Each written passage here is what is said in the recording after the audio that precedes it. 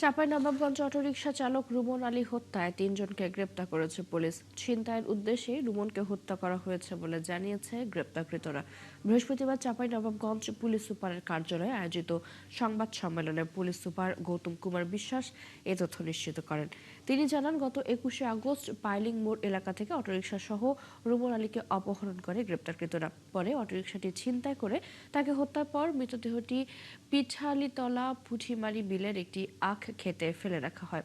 বুধবার কয়েকজন কৃষক জমির মধ্যে মৃতদেহ দেখে পুলিশকে জানান। এরপর ঘটনাস্থল থেকে রুমন আলীর মৃতদেহ উদ্ধার করা হয়।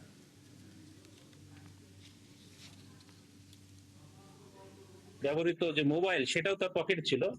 এটার মাধ্যমে এই রুমনের স্ত্রী লাশটাকে শনাক্ত করে যে এটাই তার স্বামীর মৃতদেহ। অপহৃত যে অটোরিকশা এবং এই হত্যাকাণ্ডে ব্যবহৃত ছুরি, একটি হাসুয়া, যেটা ছোট কান্তাই বলে আপনাদের স্থানীয় ভাষায়, এই কান্তাই সেটাও আমরা উদ্ধার করেছি এবং ভিকটিমের যে পরিহিত আলামত ছিল সেগুলো আমাদের হেফাজতে রয়েছে।